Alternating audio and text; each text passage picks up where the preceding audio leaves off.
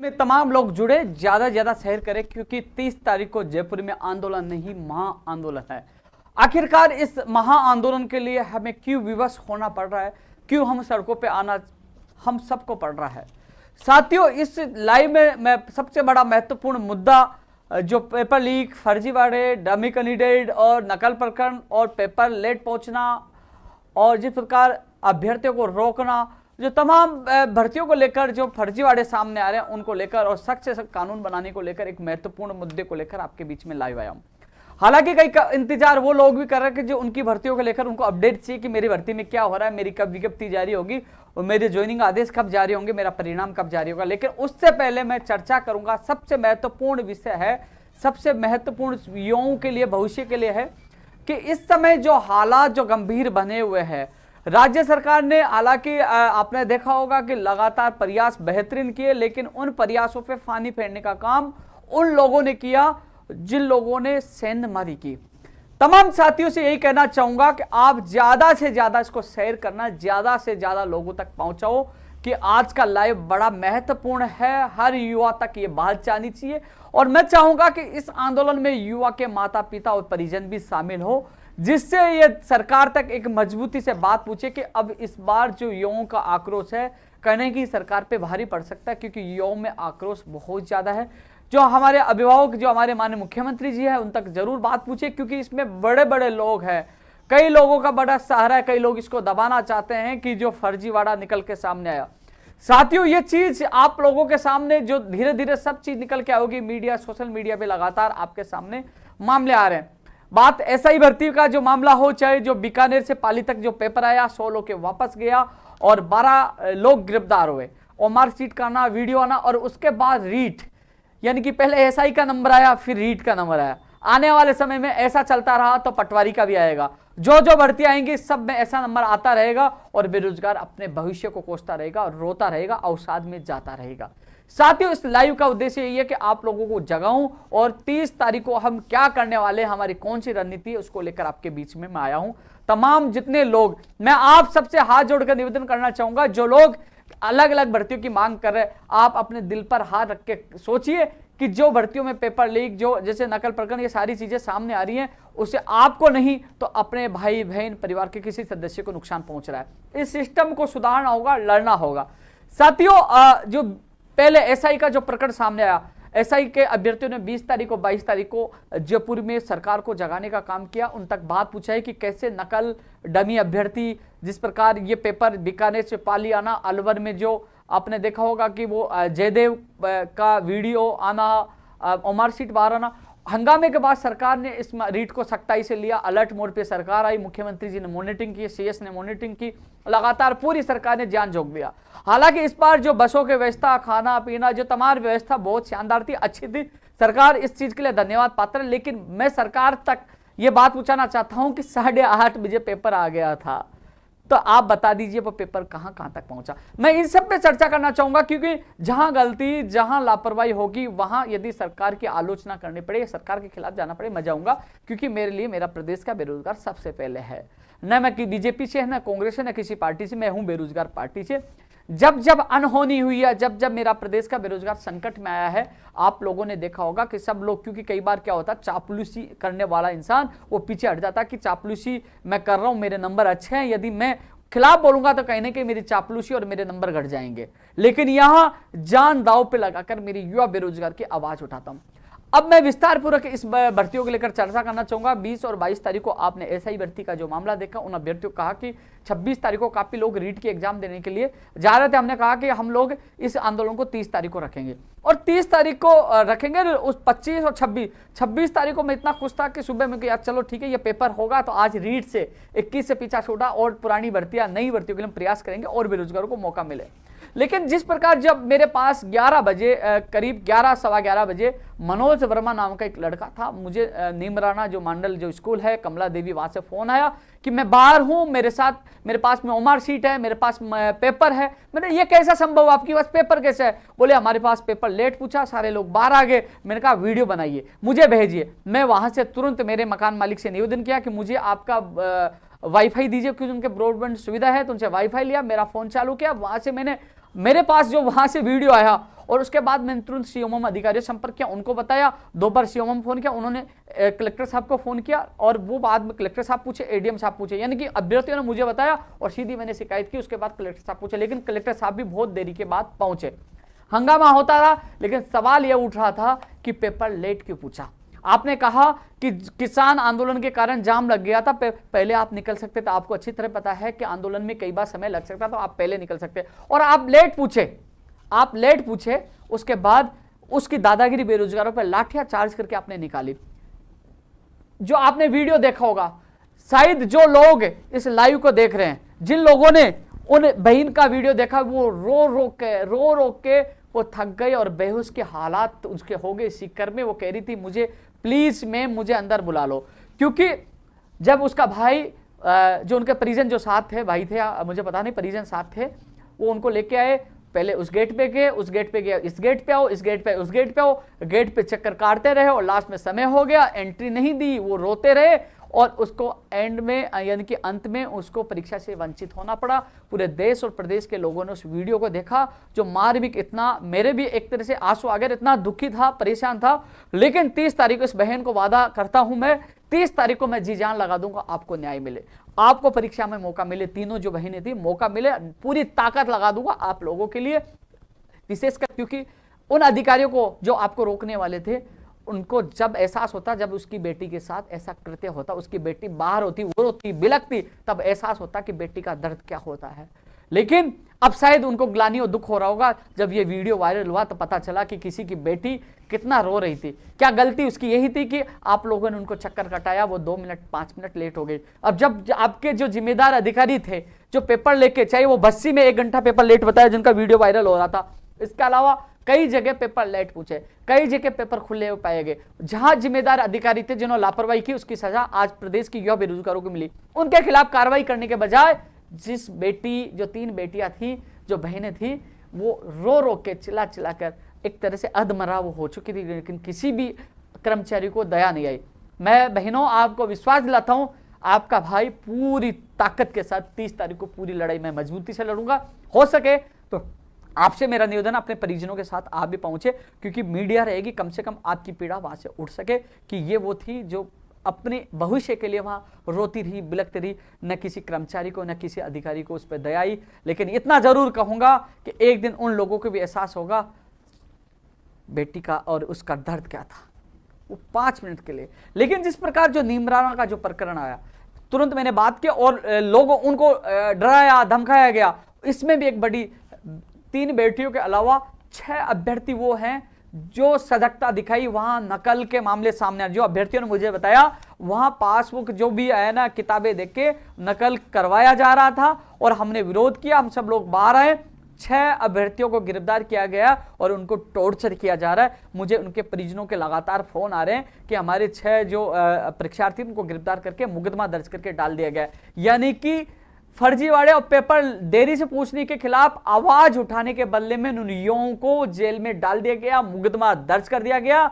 अभी भी राजस्थान के युवाओं को कहना चाहूंगा कि जो अभ्यर्थी आवाज उठा रहे थे, वहां नकल हो रही थी, पेपर लेट आया, आज वो आवाज नहीं उठाते, तो जिस प्रकार एसआई भर्ती का मामला दबाया जा रहा था ना, इससे रीट का भी मामला दब जाता। जिन लोगों ने तुम्हारे लिए आवाज उठाई, वो 6 लोग जेल में है। क्या हमारा फर्ज नहीं है कि वो जेल से बाहर आए? और जो आप कह रहे ना, आप सोशल मीडिया पे योद्धा बन जाते हो, न्याय मिलना चाहिए, इनको एग्जाम दोबारा मौका मिलना चाहिए, इस बहन के साथ मैं हूं, इस बहन के साथ मैं हूं। अब 30 तारीख को दिखाओ अपनी ताकत, आप कितने साथ हो उन आंसुओं के साथ हो। एक दिन के लिए उन 6 लोगों के लिए, एक दिन के लिए इस बहन, इन तीनों बहनों के लिए जो रो रहे थे, जो बिलख रही थी, इसकी खुशियों के लिए, और एक दिन के लिए कि जो कई लोग जो मेरे पास कॉल कर रहे थे, कई लोगों ने मुझे कॉल करके कहा कि भाई मेरे तो 130 नंबर आ रहे हैं लेवल 2 में, जो सारी गड़बड़ियां अधिकतर लेवल 2 में ही हुई है। लेवल फर्स्ट में कई जगह पेपर खुला हुआ पाया गया था, लेकिन लेवल 2 की जो तिलक पीजी कॉलेज बस्सी का मामला हो, चाहे नीमराना का मामला, और कई जगह सिक्कर का भी कई मामले सामने है, कई जगह सामने है। लेकिन एक चीज बताओ भाई, मेरी अभी थोड़ी देर पहले लाइव आने से पहले किसी व्यक्ति से मेरी बात हुई, अभ्यर्थियों से, उन्होंने कहा कि रात को ही कई लोगों के पास पेपर आ गया था, रात को ही कई लोगों के पास पेपर आ गया था। 8:30 बजे कांस्टेबल के पास आंसर की और पेपर आ गया था। जिन लोगों को 130 और 35 नंबर है, वो इसलिए इस मामले को दबाने के नहीं साथ नहीं दे रहे, उसको मैं बुरा लग रहा हूं भूपेंद्र यादव क्यों चिल्ला चिल्ला के इस मामले को उजागर कर रहा है। 130 और 35 में सेफ नहीं है। जब 145 में वो बाजी मार लेंगे, जब लिस्ट जारी होगी कि ये तो रातों रात खेल हो गया, 8:30 बजे खेल हो गया, फिर अफसोस होगा कि एक इंसान चिल्ला चिल्ला के कह रहा। अरे कम से कम इन चीजों का जवाब लेने का हमारा फर्ज, आपका फर्ज है कि 8:30 बजे उसके मोबाइल में वो पेपर आंसर की कहां से आई और कहां सर्कुलेट हुआ, कौन कौन इसमें दागी है, कौन कौन इसमें दोषी है। कम से कम एसओजी जांच करे कि जब दबाव पड़ेगा हम सब लोग सड़कों पर उतरेंगे तो दूध का दूध और पानी का पानी हो जाएगा। मंत्री जी कह रहे कि पारदर्शिता पेपर नहीं खुले तो आप करवा दीजिए एसओजी की जांच पारदर्शिता के साथ। लेकिन मैं माननीय मुख्यमंत्री जी से हाथ जोड़ के निवेदन करूंगा, क्योंकि कुछ लोग चाहे मंत्री भी हो सकते हैं, कुछ अधिकारी भी हो सकते हैं, वो अपनी साख बचाने के लिए माननीय मुख्यमंत्री जी आपके सामने झूठी रिपोर्ट प्रस्तुत करेंगे। माननीय मुख्यमंत्री जी जेईई भर्ती डिग्री की आपके सामने मैंने बात रखी, आपने एसओजी को दिया और उसमें वो निकल के आपको रद्द किया, आपने न्याय दिया। मेरी आपसे हाथ जोड़ के निवेदन यही है, आप हमारे अभिभावक हो, आप ये न सोचे कि पेपर रद्द होने से सरकार की साख गिरेगी या सरकार की बेइज्जती होगी, नहीं। आप अभिभावक हो, यदि ईमानदारी से आप एसओजी को जांच करवाकर और उसकी सारी धांधलियां जब सामने आओगे और ईमानदारी से बेरोजगारों के साथ न्याय करोगे, क्योंकि उसमें 100% सारी चीजें निकल के आएगी, न्याय करोगे तो आपकी साख बढ़ेगी, आपके प्रति इज्जत बढ़ेगी और आपको लोग पूछेंगे कि ऐसे मुख्यमंत्री जी हैं जिन्होंने ये नहीं देखा कि पेपर रद्द करने से मेरी सरकार की छवि खराब हो गई। मैं ये नहीं कह रहा रद्द करो, मैं नहीं कह रहा मत करिए रद्द, लेकिन ईमानदारी से आप सबको अपना बच्चा समझ के आप परिजन ईमानदारी से इसकी जांच करवाइए और सच्चाई आपके सामने आ जाएगी। जब धांधलियां सामने आ जाएगी तो आप खुद निर्णय ले लीजिए कि क्या आपको करना है। पूर्ण विश्वास है, लेकिन आपको कई लोग, बड़े बड़े राजनीतिक लोग आपको इसलिए गलत रिपोर्ट देंगे कि कहीं ना कहीं साख खराब हो जाएगी उनकी। लेकिन आपको, क्योंकि हजारों की जो संख्या 30 तारीख को आ रही है, आपके बच्चे हैं और आपके सामने आ रहे हैं, क्योंकि आपको न्याय देना होगा। आज मैंने देखा कि ताबड़तोड़ उनके खिलाफ निलंबन की प्रक्रिया की जा रही है। बर्खास्त करिए ना, निलंबन आप क्यों कर रहे हो? क्योंकि वो दोषी है। फिर कह रहे हो कि हम जांच कराएंगे पूरी, फिर क्या जांच कराओगे? वो फिर छूट जाएंगे। आपने माना है कि वो दोषी, तो बर्खास्त करिए। आपने कहा था कि मान्यता रद्द करे तो करिए, लीजिए एक्शन, कीजिए मान्यता रद्द कीजिए। सबसे पहले कमला देवी का करिए, जो कॉलेज है निमराना में, कीजिए। पीजी कॉलेज जो तिलक है, जो लापरवाही सामने लड़के, आप विजुअल देखिए, वो कह रहे कि हमारे पास पेपर तक नहीं है। कार्रवाई आपको करिए, तुरंत करिए। आपने जो घोषणा की शिक्षा मंत्री जी की, यह घोषणा की है तो वो पूरी के बर्खास्त भी करिए तुरंत, और इसके अलावा मान्यता रद्द करिए जिन परीक्षा केंद्रों में गड़बड़ी हुई है, और जांच करवाइए। जहां पेपर खुला है वहां कैमरे तो लगे हुए ना, दूध का दूध और पानी का पानी हो जाएगा। हम 30 तारीख को जो इकट्ठे होंगे हम देंगे कि कहां कहां पेपर खुला आया, कहां कहां शिकायत है, हम बनाकर आपको सौंपेंगे। हमें न्याय चाहिए, चाहे वो रीट के अभ्यर्थी हो चाहे एसआई के अभ्यर्थी हो। और जो ये सोच रहे हैं अरे भाई एसआई वालों के साथ तो आया, अरे रीट वालों के साथ तो आया, आने वाले समय आपका नंबर है, आपका नंबर है। अभी थोड़ी देर पहले मैं मेरे माँ बाप की कसम खाता हूं, किसी से बात हुई, उसने कहा कि भाई तुम सुबह की क्या बात कर रहे हो, रात को भी पेपर कई लोगों के पास था। यार दिल रोता है यार। तुम लोग ये कह रहे हो ना मेरे 130 और 35 रुपये नहीं, आधा मत बोलो। मैं नहीं बोलूंगा, लेकिन एक दिन जरूर याद आएगी, क्योंकि मैं चापलूसी नहीं कर रहा, तुम लोगों को बचाना चाहता हूं।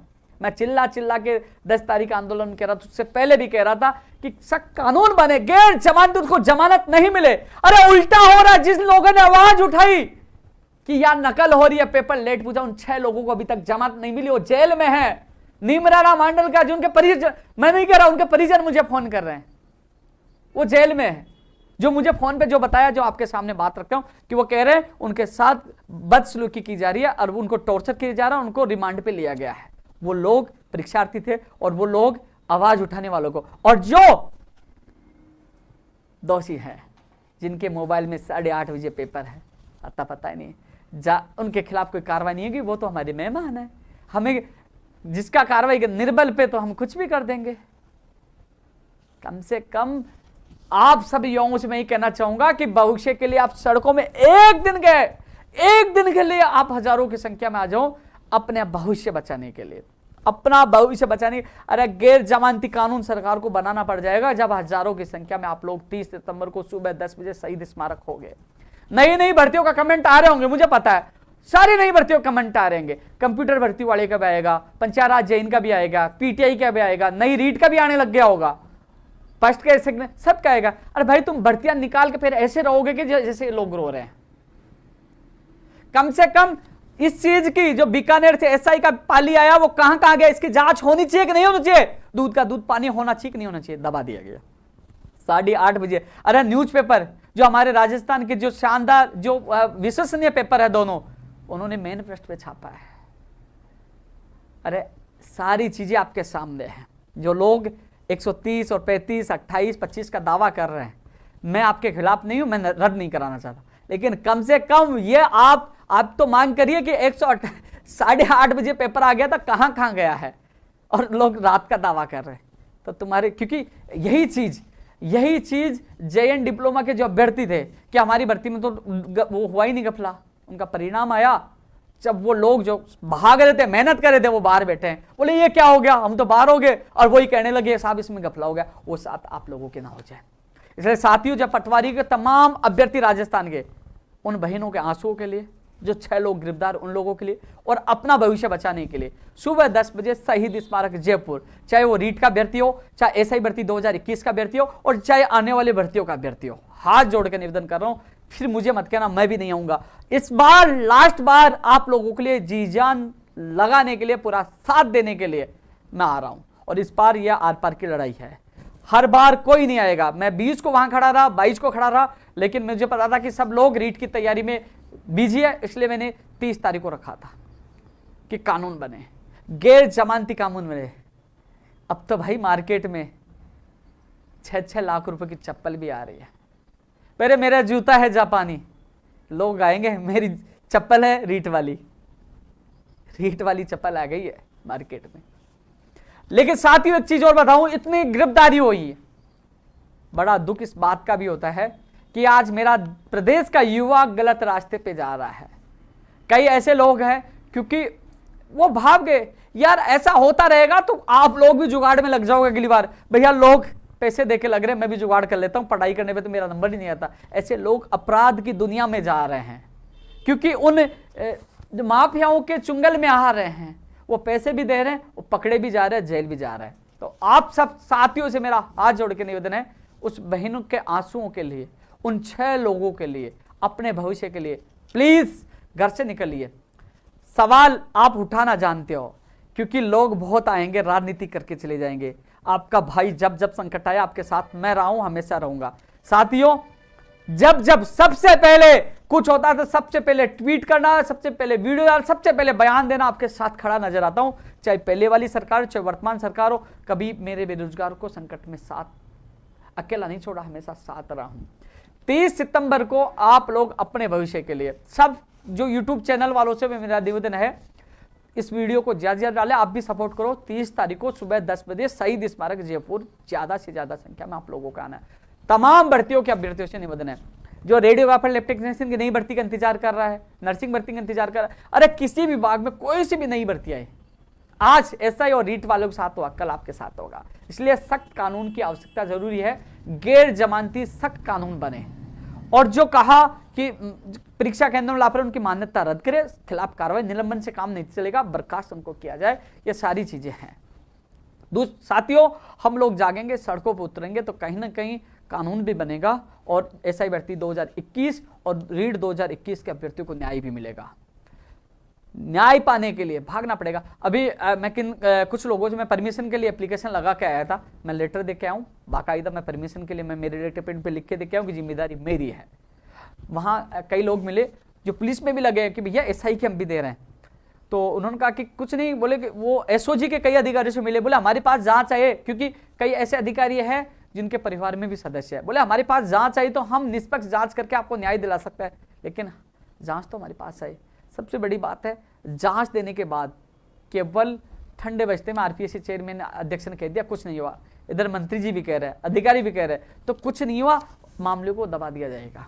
हम सब हजारों की संख्या में आएंगे तो माननीय मुख्यमंत्री जी तक बात पूछेंगे कि वास्तव में हजारों की संख्या में क्यों उतर रहा है। जब उसकी निष्पक्ष जांच होगी, तह तक जाया जाएगा। बीकानेर से पाली तक पेपर आया, 12 लोग गिरफ्तार है, कहां तक कहां गया, ओमार सीट कैसे आई, वीडियो कैसे है, सारी चीजों की जांच होगी। गंगापुर सिटी का, सवाई माधोपुर का मामला हो, चाहे निमराना का मामला हो, 8:30 बजे पेपर कहां से आया? अरे वो तो वहां घूम रहा था, उनकी वाइफ को देने के लिए आया था, वो कहां से आया, किस गिरोह से आया, कितने बजे आया, किस किसको सर्कुलेट किया, किसको पता है? पुलिस को पता है या उनको पता है? सारी चीजें ठंडे बस्ते में। अरे कम से कम ये तो पता चले, कम से कम कानून तो बने।